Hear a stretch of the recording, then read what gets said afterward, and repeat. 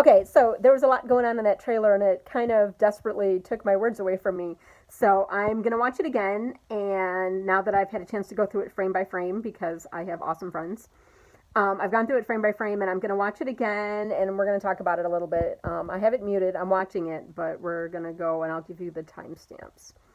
First of all, right in the first 10 seconds, I love that we get a better view of the ground level of the stacks. I love the detail and the people, and I keep looking at it. Ernie said in the Q&A that there's a Fratelli's restaurant down there, which is kind of cool because that's a Goonies reference. We've been full of Goonies references today, and you might know what I'm talking about.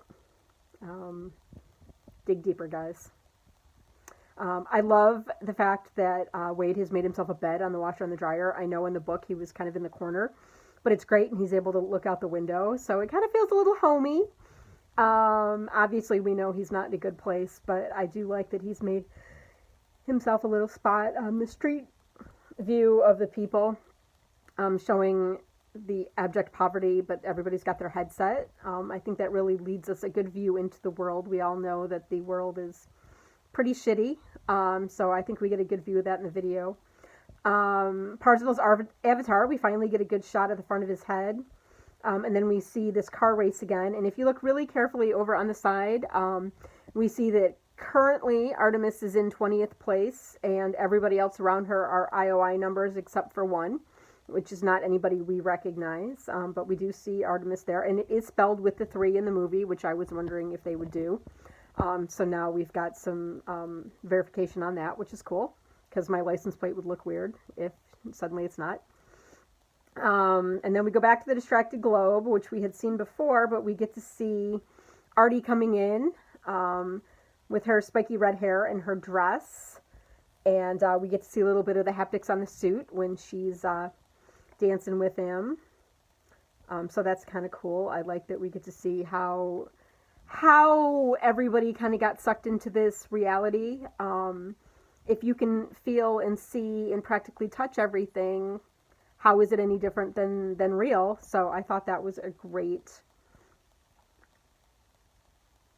And then we see Wade looking at all the articles, and now we see Halliday's video. We see NRX invitation, and one of the things that I'm looking at is he's wearing 3 pins. One of them looks very much like a Simon Says toy, and I don't know if that's something other than that. I can't make out what the other 2 pins are, which is kind of sad, but for now, I'm going to assume that that's just an old Simon Says pin, just a reference, but hopefully we'll see if it's anything else. We'll keep moving. I love the kids in school and the desks and the way that they show the way technology is being used. That doesn't look like an Oasis school, though, because I feel like they have physical. I don't know. They're not wearing headsets, so maybe it is an Oasis school. It's very interesting. And then there's this shot of everybody in their sweaters and ties. I'm not super clear on what's going on here. We see them again at the end of the video. And then, oh my God. So, we see something inside Castle Anorak. There's the 2 dragons and the egg, and I'm assuming there's 3. I'm assuming this is a 3D statue, and on the other side we see 2 of them, and maybe the third one's on the other side, but we see the egg.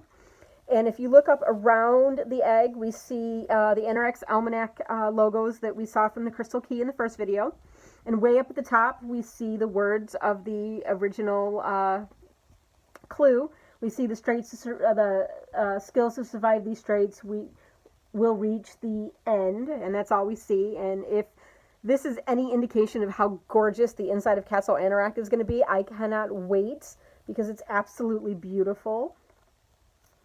So we go through here. We see Wade again. We see Sorrento. We see IOI. And we get Artie on her motorcycle again, and also a real quick view of H on Bigfoot as she goes flying past him. And then we see Parzival getting a key, and in that first shot it looks like a crystal key, but then when they cut to him in his visor, it's the copper. So I don't know if that's creative editing or if that really is the copper key. Sorry.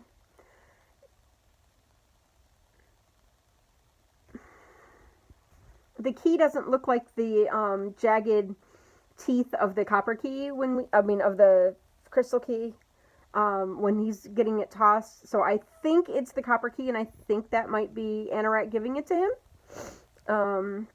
God, I hope so, because that would be an awesome scene to get to see. And we see Sorrento, and they're upset, and then we see Parzival and Artemis fleeing the destructive globe. And someone said that he's wearing the Buckaroo Banzai suit. You can see it real well in that scene where they're fleeing out of the globe.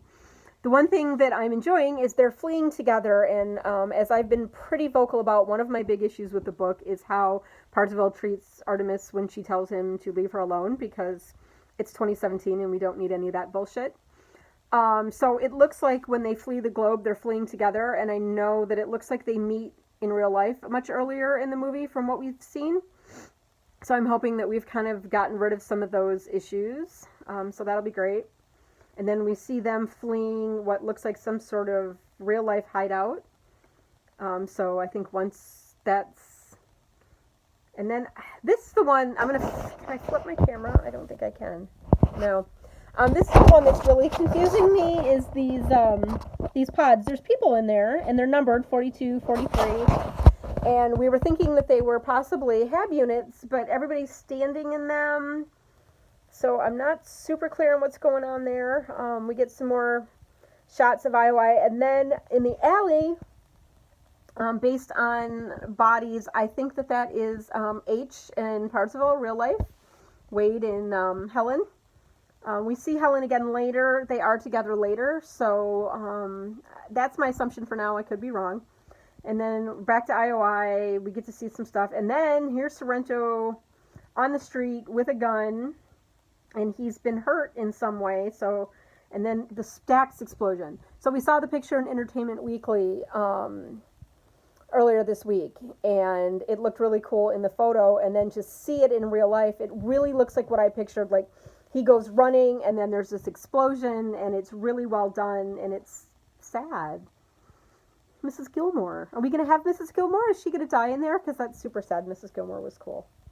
I feel like Mrs. Gilmore got a bad shake. So Stax explosion, and then this looks like when they first met in real life, possibly. He looks really stunned, and she says, "Welcome to the rebellion." I don't know, was he passed out? Like, I'm not sure what's going on here, but this is like their little hideout. I see the tents everybody's been sleeping in. And everybody's looking for Artie's birthmark. In the one picture from Entertainment Weekly, you could see it. I get the impression she's wearing makeup. When we see real life Artie here, she's wearing makeup to cover it. So maybe they're going to use... It still will be a reveal in the end. Maybe he doesn't notice it till the end. My screen is reflecting on my glasses really weird. I keep trying to fix it. But okay, so anyways, King Kong. Okay, cool. And then we get to the Battle of Castle Anorak. And I am going to leave it to other people to find all of the pop culture references. And people have already been digging in there, although the Battletoads here are cool. So I'm basically looking at it based on someone who is basically in love with the movie. So I'm trying to match up the trailer to what we know and what changes might be happening. I will leave the pop culture references to people better than me. We get to see Artie on the bike again. And if I don't get an action figure of Artie on this bike, I'm going to cry because it's so cool. And then somebody pulls her off the bike and it looks vaguely blonde. I don't know if that's Parzival saving her from something or someone attacking her. And then we get the kiss. No, we start to get the kiss. And now we move into this museum scene with the curator. We know about that from the Entertainment Weekly article. But he is tossing Parzival something that looks suspiciously like a quarter. So we may not get arcade. This might be taking the place of the arcade scene. And Artie's with him. And I really love her jacket. I need a really good shot of her outfit because I need to see her General Oasis outfit here. But the curator has tossed Parzival what appears to be a quarter. And down in the corner, we see it says, First Oasis Build 2020. We've seen that picture from Entertainment Weekly as well. And then we have H dancing around the fountain. He's got Big Wheel in the back. And if you look down at the bottom, over on the right, there's an O. And over on the left, it says Halliday. So I don't know if it says Ogden Morrow and James Halliday or what it says exactly there, but the statue has sunk down, and H is very happy. So that's very cool. Then we go back to the distracted globe again. We see them dancing. We go back to the battle. We go back to the race. So there's 3 really big scenes happening all intercut here together. And then we see Samantha and Wade again together, and we get a little peek of someone's handwritten journal. So it's either Artie's or Wade's. I think they might be kind of both digging through. There's a lot of papers around. They're both digging through their respective girl diaries. And then we're back to the curator again. And then back to the battle. And I love the boombox over his head. I think if we're going to take out the questionable Arzival? That's not their ship name. Arzival is not a good ship name. If we're going to take out the Parzival and Artemis breakup weirdness, we have to put the boombox back in somewhere. So I love that it looks like he's kind of using it to encourage and lead the battle. So that'll be interesting. And then we give this speech. He gives the speech. And what I really love about the way they cut this is Parzival in the Oasis rallying up his troops. He's very strong and it's echoey and he's doing this great thing.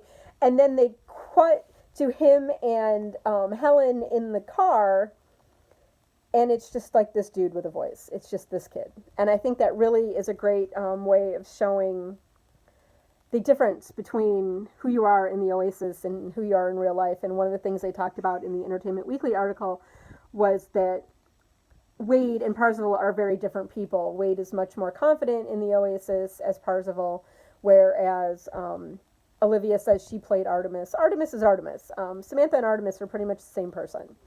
But Wade uses the Oasis as an opportunity to be a little more self-confident and a little better than he is. And I think that cut back to him in the van or the truck or wherever they're at is really neat. The thing I really liked about that cut, if you look in the back on the left, there's like a circle door. And if you look at the behind the scenes photos that some people posted on the internet, we see those trucks on the street in some of the filming photos. So that's neat. I don't know if that is her van or if that's somewhere they end up. But you definitely see Helen in the back. And then a bunch of different things again, and they're kissing, and the Iron Giant, which I know people are really torn on. Ernie said that they could not get Ultraman, which I'm sure is heartbreaking enough for him. So I'm not gonna give them too much shit, because I'm pretty sure that if they could have got Ultraman, they would have. So, but I know like a lot of younger people. My daughter read Ready Player One when she's 16, and she's 23 now, and she is super excited, or about to be 23. She is super excited about the Iron Giant, so I think it was a great change. Would it have been cool to see Ultraman? Yeah, but it's cool. So that's my actual reaction video. When I watched it the first time, there was so much going on. By the time I would get ready to react to something, they were throwing something else at me, and I really just couldn't. It's so action-packed, and I'm really looking forward to it. I know there's going to be changes. The only thing I don't want to change is the way the last gate works, because I really think that there was an important lesson learned there with the crystal key. So as long as they don't change that, because I think that's really what tied the whole theme of the book together, was the way that the crystal key worked. As long as they don't change that, I'm good with pretty much any other changes. Everything looks good. Artie's stuff is red instead of gunmetal blue. They've got Parzival being a little more blue and blonde, which is fine. And I just am really looking forward to it. So I've been prattling on about a 2.5-minute trailer for 15 minutes now. So I'm going to go ahead and end this and get it uploaded. And, okay, I'm ready for March. Bring it on.